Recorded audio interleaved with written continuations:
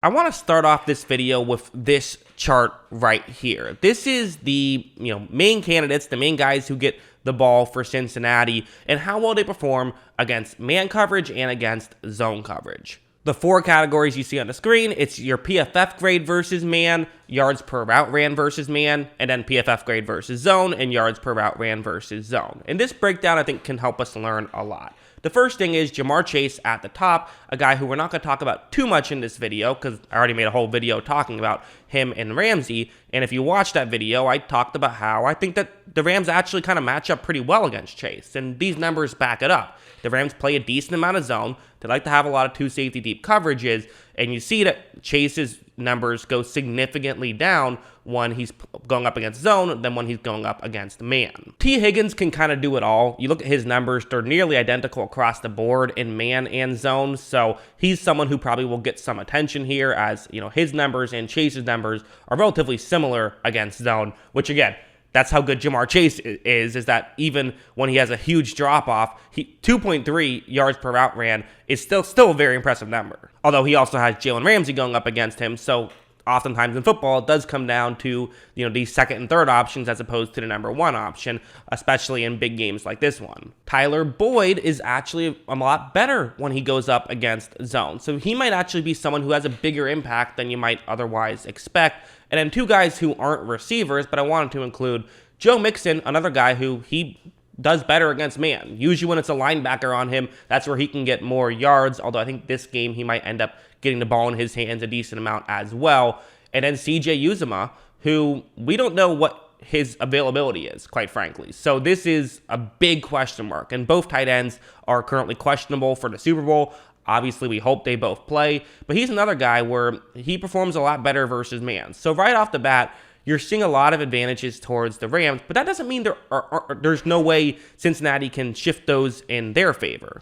First, I want to talk about a play like this. I brought up Joe Mixon. Well, this is where I think Joe Mixon will really be a big impact player in this game. So here's the concept. It's pretty simple. They're going up against Denver, who runs a relatively similar style defense to what the Rams do. The Rams will be a little bit more aggressive, I feel like, but for the most part, they are similar. And what we're going to see is that it's actually a pretty simple concept. You have the only receiver who is lined up to Burrow's left, going to kind of run, basically 8 yards or so. And you have Joe Mixon running underneath. The whole point is the first receiver kind of pushes the defensive back further deep. You hit Mixon and he can just pick up some yards. Look at how Burrow's going to take the snap. He is then going to throw it in. I'm sorry, that's not Joe Mixon. It's Samaje Perine, who is the guy who made that catch, who, he can catch out of the backfield as well. I'd still rather have Mixon there. But the point is really less about the halfback and more about the scheme. This is the kind of stuff I can certainly see the Cincinnati Bengals doing frequently. The Rams take away deep stuff. That's what they do. And they're a hard team to run the football on. I mean, you got Aaron Donald in the middle of that, who everyone talks about his ability to rush the passer. People don't talk enough about how well he can, just annihilate guys in the running game. So you got to figure some other stuff out. Well, just throwing it to your halfback can be a great way to make this stuff happen. I think it'll happen a lot. I think that there will be a lot of halfback catches in this one, especially if the Bengals, are able to win this game. It's going to be through the halfbacks in certain ways. Now let's go over to this game. I think I've learned a lot about watching tape from the Bengals and how they attack Brandon Staley's defense, which again, very similar defenses. Brandon Staley was the defensive coordinator for the Rams last year, and they've kept a pretty similar defense this year. If you remember, Joe Burrow didn't have his best day against that defense, and I think in part it's stuff like this, where you're going up against zone, and you have a zone buster. So this is not a horrible situation for the Bengals. Watch how right when this play begins, you see, okay, usually your first read is going to be kind of the middle route, and then you can either look further deep or further underneath. But really, you look at this route right here, two guys are clearly not open. You got to hit the check down here, and I think that this is what Burrow needs to do, is just hit the check down quickly. Maybe worth mentioning, the two guys on the top of the screen are open here and open further down the field,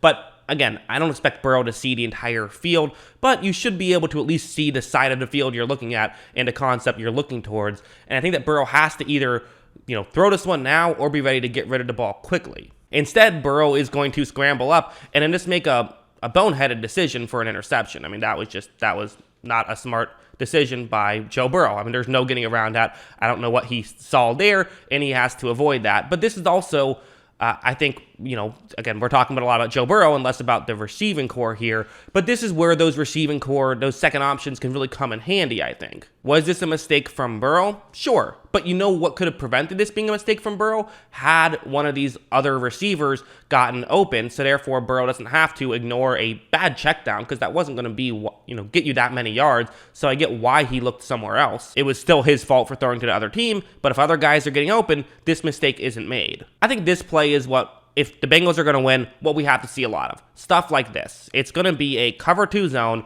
and you have Tyler Boyd, really good slot receiver, great in these moments of finding the, stuff over the middle in that little middle section of the field and hitting him. That's what Burrow's going to want to do, and for good reason, this stuff can work. Now, it might not be super easy to make work. Watch, right? When Burrow takes the snap, you do see that Tyler Boyd, there's a window here, right? It's not wide open, but what Boyd can do really well is just be in the right spot. That's kind of the thing. It's just the feel of, this is where I need to be. This is where it'll be most open. Your quarterback typically isn't going to throw it to you. He's going to throw it to where the defenders aren't, right? That's what you want to do. Find the biggest window in the defense and throw it there and hope that your receiver can also know where that's going to be, and Boyd can. Watch how Burrow's able to throw it, and you're able to hit Boyd and actually pick up a decent amount of yards on that play. And if you're going to get chunk plays, it might not be a 30-yard chunk, but at least like a 15-yard chunk. This can be a great way to do it against the Rams defense, which is very difficult to get plays of 10+ yards against. It's very difficult to get plays of 1+ yards against, right? It's a great defense. So this might be what you have to do. Also, something like this. This is going to be T. Higgins now, who I also think could have a big day. T. Higgins versus Darius Williams, that's going to be a very compelling matchup. Everyone's talking about Jalen Ramsey and Jamar Chase, and I get it. Those are the two big names. But this game might actually be won or lost on Higgins versus Williams, because those are the number 2 corner and the number 2 receiver, and that's where things get really fascinating for me. What you see on this play is you see how this can work, right? There is kind of a gap that Higgins is running towards, and look, as you see, Higgins is going to get open on this play. Now, Burrow actually misses the throw. I wonder if that was a miscommunication more so than just a miss, quite frankly, because I think that maybe Burrow thought Higgins was cutting a little earlier, because Higgins did kind of fake that he was cutting a little earlier, so that might have been what happened there.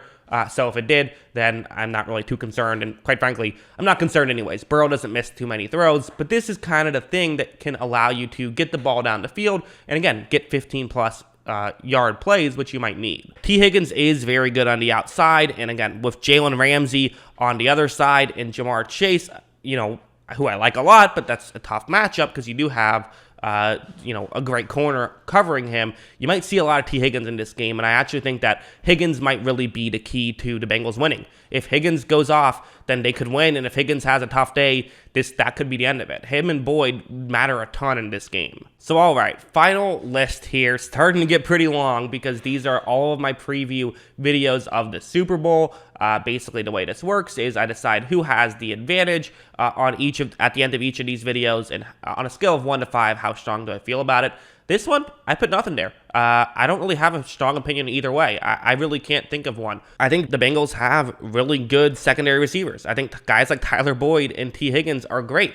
You know what? I also think the Los Angeles Rams can cover those secondary receivers really well. So I don't know if they'll be able to take advantage of that too much. So I just have no strong feelings whatsoever about this. They're both so good that I'm calling this one a push right here. So we still have relatively heavily in the Rams' favor right now, +9 for the Rams. But again, I'm weighting these all the same in this little list. Obviously, I don't actually feel that way. Just kind of a fun thing to do as I make all these previews. So yeah, that's what I think about this stuff. Let me know, what do you guys think about this? Let me know in the comments below. Always love hearing from you. And of course, as always, thanks for watching.